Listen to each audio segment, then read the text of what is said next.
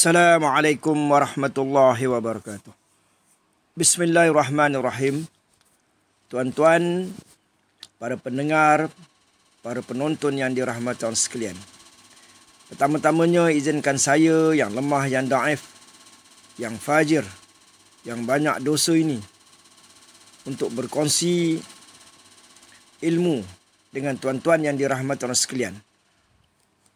Moga-moga segala macam bentuk kesalahan saya ditaubatkan oleh Allah Subhanahu Wa Taala.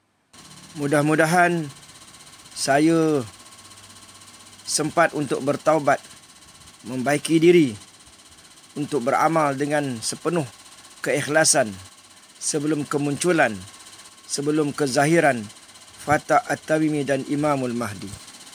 Mudah-mudahan apa yang akan saya kongsikan dan sampaikan pada petang ini diikhlaskan oleh Allah Subhanahu Wa Taala, dan sekiranya ianya memperoleh pahala, maka saya hadiahkan semua pahala tersebut kepada seluruh umat Islam di atas muka bumi ini, dan khususnya kepada tuan guru saya, Fatah At-Tamimi.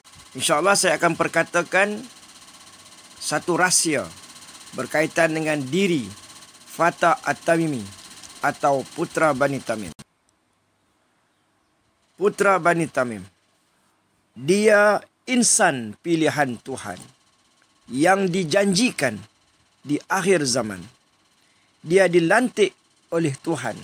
Artinya gelarannya Fatah At-Tamimi, gelarannya Al-Mansur, gelarannya Syuaib bin Saleh, gelarannya Amir bin Umar, terdapat di dalam hadis-hadis Nabi SAW.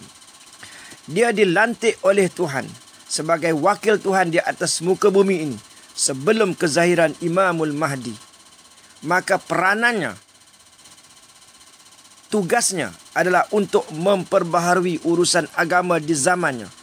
Artinya Fatah At-Tamimi atau Putra Bani Tamim ini kedudukannya adalah sebagai seorang mujaddid, iaitu untuk memperbaharui urusan agama di zamannya, yang mana kerosakan telah berlaku dalam semua bidang. Ilmunya sangat-sangat luar biasa. Bahkan ilmunya, buah fikirannya, mindanya sudah tersebar seluruh dunia, di seluruh dunia, sama ada kita sedar ataupun tidak. Ilmunya, buah fikirannya mampu menyelesaikan segala permasalahan dunia tanpa merujuk kepada sesiapa, kerana ilmunya ilham dari Tuhan. Hanya yang tidak meyakininya iaitu golongan Wahabi, tetapi realitinya ilmunya telah tersebar seluruh dunia dan menyelesaikan banyak masalah. Kerana itu kitab-kitab karangannya bolehlah dikatakan kebanyakannya semuanya tidak merujuk kepada sesiapa, tetapi ilmunya direct dari Allah Subhanahu Wa Taala, iaitu ilham namanya. Dia tiba di awal kurun, berperanan di awal kurun, dan sehinggalah ke pertengahan kurun, iaitu sekarang ini 1442 Hijrah, iaitu pertengahan kurun yang ke-15, dan akan bersambung bersama dengan mujaddid yang terakhir, iaitu Imamul Mahdi. Dia hadir membawa rahmat seluruh alam, seperti mana hadirnya Rasulullah ke dunia ini, hingga terasa oleh semua makhluk di zamannya. Bila sampai masanya nanti, ini tidak dapat dinafikan. Kehadirannya digeruni oleh musuh, namun musuh tidak dapat menewaskan dirinya. Ini dibuktikan dalam sabda Rasulullah sallallahu alaihi wasallam, "La tazalu ta'ifatun min ummati zahirina 'alal haqq, la yadurruhum man khalafahum hatta ya'ti amrullah." Riwayat Muslim. Maksudnya, akan sentiasa ada taifah di kalangan umatku yang menzahirkan kebenaran, bukan memperkatakan kebenaran, tetapi menzahirkan kebenaran. Mereka tidak akan dirosakkan oleh penentang mereka hinggalah datangnya ketentuan Allah, iaitu hari kiamat. Dialah Mujaddid, putra Bani Tamim yang akan zahir di waktu agama sudah rosak. Dia datang membawa sistem Tuhan, kaedah baru, gaya baru yang sangat cantik, sangat indah hingga mampu menolak semua sistem lama yang rosak dan merosakkan manusia. Taifahnya, jamaahnya tidak bersandar pada musuh dalam sebarang sistem hidup. Kerana apa tuan-tuan? Kerana di belakangnya ada Tuhan. Dalam arti kata dia di backup, dibantu oleh Allah Subhanahu Wa Taala yang menjadi sumber segalanya. Kekuatan bagi putra Bani Tamim adalah Allah Subhanahu Wa Taala. Kepimpinannya amat disanjungi. Yang kasih padanya terlalu kasih. Yang benci pada dirinya terlalu benci. Demikianlah sifat kebenaran yang berlaku juga pada Nabi Muhammad sallallahu alaihi wasallam. Yang sayang Nabi terlalu sayang, sanggup mati kerana Nabi SAW, iaitu sanggup mati kerana Allah Subhanahu Wa Taala. Yang benci terlalu benci. Begitulah watak kebenaran yang akan berulang di akhir zaman. Ciri-ciri begini tidak dimiliki oleh pemimpin lain di dunia ini. Sebab itulah putra Bani Tamim sebagai Mujaddid ini mempunyai ciri-ciri yang sangat hebat, luar biasa, sangat unggul, terutamanya di zaman kita ini. Dialah yang utama, yang paling-paling dicintai Tuhan sebelum kezahiran Imamul Mahdi. Artinya, Imamul Mahdi ini lebih tinggi darjatnya daripada Fatah At-Tamimi. Kenapa putra Bani Tamim paling dicintai Tuhan? Kerana dia juga amat mencintai dan takutkan Tuhan. Kepribadiannya amat membayangi Rasulullah. Ini tidak akan diketahui, tidak akan diyakini oleh musuh-musuh Islam. Kerana mereka tidak bersama dengan putra Bani Tamim. Ada pun orang yang bersama, yang bergaul, yang berada dalam jamaah Fatah Tamimi, mereka dapat melihat kepribadiannya, akhlaknya yang begitu luar biasa, yang begitu dahsyat, yang begitu baik, membayangi Rasulullah. Kerana itulah dia digelar Rasul li Rasul. Bukan Rasul, Rasul li Rasul. Dia hadir di kala dunia amat memerlukan keberkatannya. Seumpama sekarang, masalah politik, masalah ekonomi, masalah negara, seluruh dunia, masalah hutang, segala macam masalah, masalah dosa, masalah maksiat, masalah keluarga, masalah negeri, dan berbagai-bagailah semua macam masalah. Semua orang merindui penyelamat, semua orang mendambakan penyelamat, memerlukan superhero yang sebenarnya. Maka dia hadir di kala dunia amat memerlukan keberkatannya. Tunggulah tidak lama lagi, insya-Allah. Dia memperbaharui segala sistem dunia yang sedia ada, yang ternyata tidak menyelamatkan dunia, lalu digantikan dengan sistem baharu, iaitu sistem Tuhan yang selamat dunia dan akhirat. Dan dialah seorang manusia luar biasa, walaupun dicemuh, walaupun tidak disukai, walaupun dihasad dengki oleh musuhnya, dia tetap seorang manusia yang luar biasa. Dialah putra Bani Tamim, Fatah At-Tamimi, Al-Mansur, Syuaib bin Saleh. Nantikan kezahirannya, insya-Allah. Sekian, wabillahi taufiq wal hidayah. Assalamualaikum warahmatullahi wabarakatuh. Seterusnya, tuan-tuan yang dirahmati Allah sekalian, saya akan menyambung kuliah saya pada petang ini berkaitan dengan Al-Mahdi, iaitu di akhir zaman, di zaman kita ini. Kebangkitan Islam akhir zaman adalah kebangkitan terakhir yang bertahap dunia. Maka ianya adalah satu kebangkitan yang dahsyat dan sungguh luar biasa. Dan itu tidak mustahil kerana Allah Subhanahu Wa Taala Maha berkuasa. Di antara perkara-perkara luar biasa yang boleh jadi tidak logik pada pandangan kita, tetapi ianya boleh berlaku untuk membuktikan dan merealisasikan kekuasaan Allah Subhanahu Wa Taala yang benar-benar Maha berkuasa. Ini bermakna kebenaran perjuangan akhir zaman sekiranya kita tidak dapat memahami dan menghayati tauhid yang sebenar-benarnya, maka kita tidak layak untuk menjadi tentera Imamul Mahdi, iaitu golongan yang masuk syurga bighairi hisab. Kerana apa saya katakan demikian, tuan-tuan? Kerana kebangkitan Islam di akhir zaman ini banyak perkara yang tidak logik. Berlakunya secara khawarikul adah. Berlakunya secara karamah. Jadi kalau kita sukat, kita ukur, kayu pengukurnya hanyalah bersandar kepada akal semata-mata, artinya kita secara tidak sedar bertuhankan kepada akal fikiran. Maka inilah syirik namanya. Dan tidak mungkin orang macam ni dapat meyakini, boleh menerima kebenaran, apatah lagi untuk menjadi tentera Imamul Mahdi. Di antara perkara-perkara yang tidak logik atau tidak masuk akal, tetapi ia berlaku juga kerana Tuhan itu maha berkuasa dan sudah tentu mempunyai hikmah yang sangat besar. Di antaranya, yang pertama, ramai yang menyangka termasuk ulama-ulama di akhir zaman bahawa kebangkitan Islam itu dari Khurasan. Ini ulangan yang kesekian kalinya. Atau dari negara Arab, Timur Tengah. Tetapi sebenarnya timur yang dimaksudkan itu adalah Timur Nusantara atau Asia Tenggara.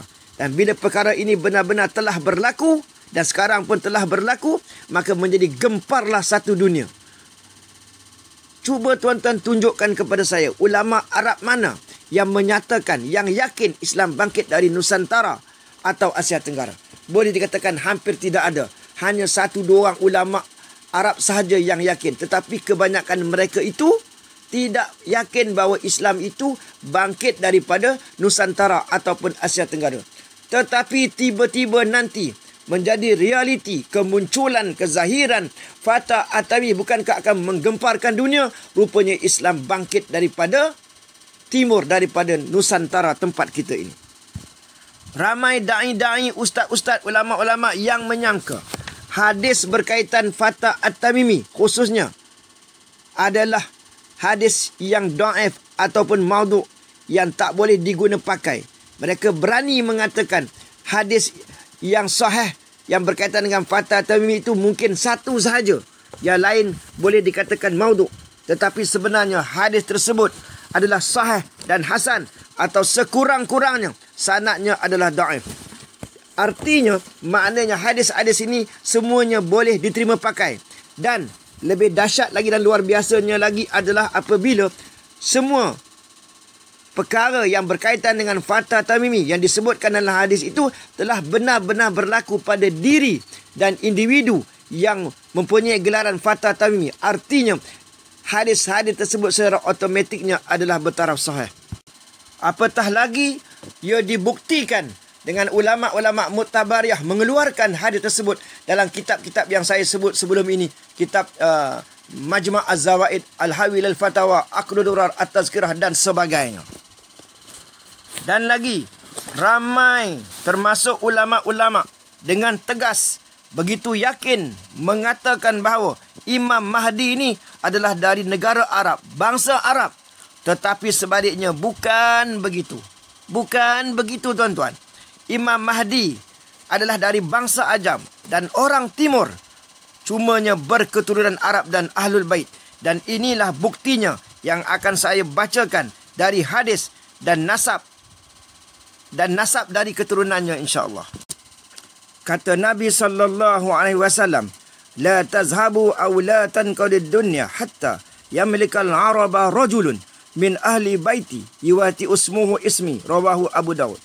Dunia tidak akan lenyap sehinggalah bangsa Arab diperintah atau dikuasai oleh seorang lelaki dari keluargaku yang namanya menyerupai namaku. Jadi kalau tuan-tuan perhatikan, dibantu dengan ilham, dibantu oleh Allah Subhanahu Wa Taala untuk memahaminya, maka kita nak tenang, bersabar, perhati elok, bagi faham molek-molek. Tidak akan berlaku kiamat sehingga bangsa Arab dikuasai rajulun oleh seorang lelaki. Maknanya lelaki itu bukan bangsa Arab. Bangsa Arab dikuasai oleh seorang lelaki. Artinya lelaki itu bukan bangsa Arab. Maknanya dia daripada Ajam, tapi keturunan Arab. Tapi ramai orang yang mendakwa dia kata dia bangsa Arab. Kalau dia benar-benar bangsa Arab, siapa dia? Dia orang tak dapat. Dia orang hanya mengatakan ni keturunan Hasan. Ada mengatakan keturunan Sayyidina Husin. Ada mengatakan daripada Fatimah. Keturunan Sayyidina Ali dan sebagainya. Tetapi persoalannya ialah mana nasabnya? Bin-binnya mana? Jadi mereka tidak tahu secara umum, tahu Muhammad bin Abdullah, tapi identiti sebenarnya, tapi sesungguhnya putra Bani Tamim, Fatah At-Tamimi, mampu menyebut nasabnya sehingga ke akhir, sehingga kepada Nabi SAW. Maknanya Imam Mahdi ini adalah Ahlul Bait, bangsa Ajam, keturunan Arab. Sebab itu dalam Al-Quran disebut Bismillahirrahmanirrahim, wa tilkal ayyam nudawiluha bainan nas. Allah gilirkan setiap bangsa itu untuk menguasai dunia jadi empire, dan bangsa yang belum menjadi empire itu adalah bangsa Melayu. Kini giliran bangsa Melayu untuk menjadi empire, diterajui oleh dua tokoh dunia, iaitu Fatah At-Tamimi dan Imamul Mahdi daripada bangsa Timur, daripada bangsa Ajam, tetapi keturunan Ahlul Bait. Ini yang sebenarnya. Bismillahirrahmanirrahim. Maka izinkan saya insya-Allah untuk membaca nasab. Nasab siapa? Nasab Imamul Mahdi. Tapi saya tak baca yang datuknya yang terdekat, kerana ia menjadi rahsia perjuangan. Muhammad bin Abdullah bin siapa? Sehinggalah keturunan datuk-datuknya ialah siapa? Abdul Razak Al-Madani bin Hasan bin Ali bin Ahmad bin Abu Bakar Asy-Syaibani bin Muhammad Asadullah bin Hasan At-Turabi bin Ali bin Muhammad Al-Faqih bin Ali bin Muhammad Sahibul Mirbad bin Ali Khalid bin Alawi As-Sani bin Muhammad bin Alawi Al-Awwal bin Ubaidullah bin Ahmad Al-Muhajir bin Isa Ar-Rumi bin Muhammad An-Naqib bin Ali Al-Aridi bin Ja'far As-Sadiq bin Muhammad Al-Bakir bin Ali Zainal Abidin bin Sayyidina Hussein radhiyallahu anhu bin Sayyidina Ali bersama dengan Sayyidina Fatimah radhiyallahu anha bin Muhammad sallallahu alaihi wasallam. Jadi ada 5 datuk kepada Muhammad bin Abdullah, saya tak sebutkan. Tuan-tuan cari. Kami dah lengkap semua, nasab dia dah ada. Yang 5 datuk yang terdekat saya tak sebut. Saya terus kepada Muhammad bin Abdullah, terus kepada bin sampai kepada bin Abdul Razak Al-Madani bin Hasan bin Ali bin Ahmad bin Abu Bakar Asy-Syaibani, Ahlul Bait, sampailah akhirnya kepada Muhammad Rasulullah SAW. Dari silsilah ini, Muhammad bin Abdullah ini adalah keturunan Said, keturunan Sayyidina Hussein. Tetapi orang petikaikan sebenarnya Imam Mahdi adalah keturunan Hasan. Jadi semua ini kalau kita bahaskan daripada jalur yang berbeza, semua ini adalah boleh diterima pakai. Tidak bercanggah di antara satu sama lain. Dan dengan apa yang saya sebut tadi, bahawa Said Abu Bakar Asy-Syaibani yang merupakan seorang pendiri kabilah. Jadi keturunan Said Abu Bakar Asy-Syaibani di Nusantara ini disebut sebagai Bani Syaibani atau Bashiban, atau dijawakan namanya Basiban.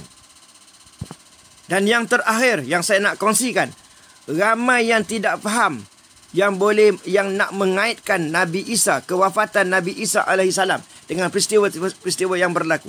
Nabi Isa alaihissalam semuanya telah kita ketahui, orang Islam, aliran ahli sunnah wal jamaah, dia telah apa? Telah diangkat ke langit.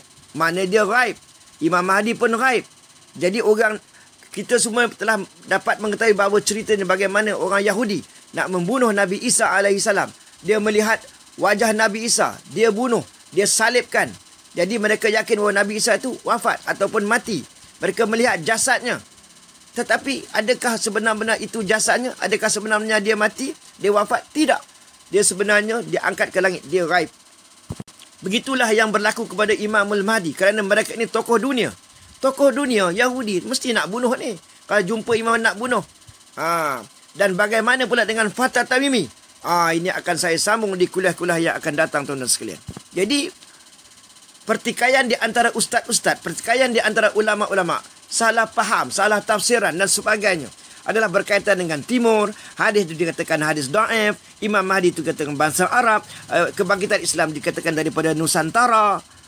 Lepas tu ada yang mengatakan Imam Mahdi ini tak perlu kepada Fatah Tamimi, kita bai'ah terus kepada Imamul Mahdi. Ini yang di antara perkara-perkara yang menjadi pertikaian di antara sama-sama ustaz ni. Sampailah kebenaran itu muncul, dan insya-Allah yang saya sendiri belajar daripada Fatah At-Tamimi, mendapat ilmu daripada Fatah At-Tamimi, insya-Allah apa yang saya perjuangkan, apa yang saya perkatakan ini, insya-Allah adalah benar, insya-Allah. Jadi sekian saja. Saya harap marilah kita sama-sama semua bertobat, baiki diri, kita mengikhlaskan amalan kita. Kita tidak boleh menuduh orang sana, menuduh orang sini, sebab termasuk saya sendiri, saya pun tak tahu sama ada saya selamat ke tidak. Saya tidak rasa diri ini sebagai orang yang istimewa. Saya rasa diri saya kuali, banyak dosa, fasik, fajir dan banyak lagi lah kelemahan-kelemahan saya. Saya doakan semua ustaz-ustaz, semua da'i-da'i, semua ulama-ulama di Malaysia yang mendapat petunjuk, dapat hidayah. Akhirnya, moga-moga insya-Allah dapat bersama dengan Fatah At-Tamimi dan Imamul Mahdi. Marilah kita bersama berdoa supaya kita dipanjangkan usia. Sekian saja. Wabillahi taufiq wal hidayah. Assalamualaikum warahmatullahi wabarakatuh.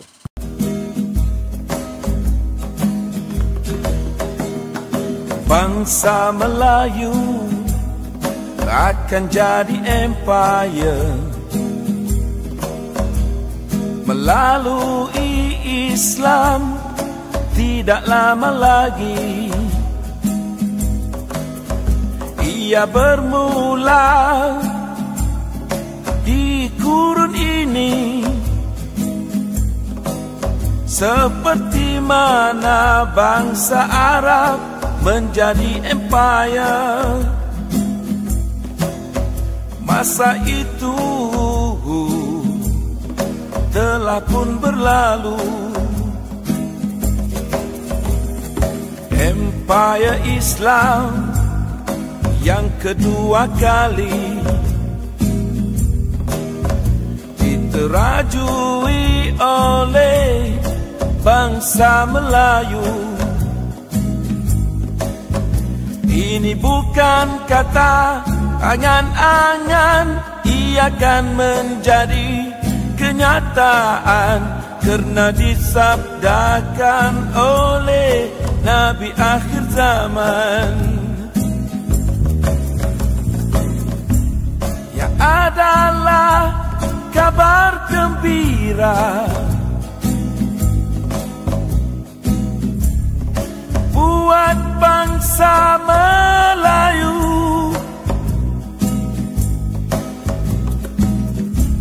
Dan semua bangsa menginginkan keamanan dan kedamaian. Ia bukan dicetuskan oleh orang politik dengan pilihan raya, tetapi melalui dakwah dan tarbiyah serta kasih sayang.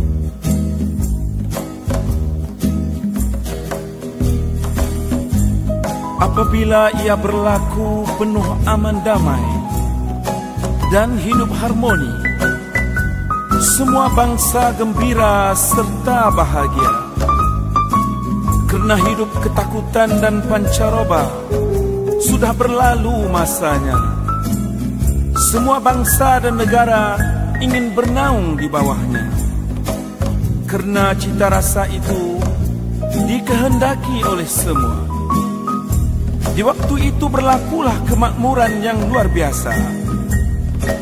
Kemakmuran yang utama ialah kasih sayang, bersatu dan bekerja sama, disusuli dengan kemakmuran, kemewahan makan minum, serta tempat tinggal. Hidup satu sama lain, laksana satu keluarga. Curiga mencurigai tidak ada. Pergi kemana dan di mana, tidak ada takut dan kebimbangan. Bergembiralah kita semua dengan zaman gemilang itu. Tidak lama lagi kan menjadi kenyataan. Pemimpinnya bukan orang politik lagi, tapi putra Bani Tamim yang disabdakan Nabi. Kalau kita mengetahuinya, hendaklah taat setia kepadanya, kerana ia pemimpin yang membawa keamanan dan kemakmuran.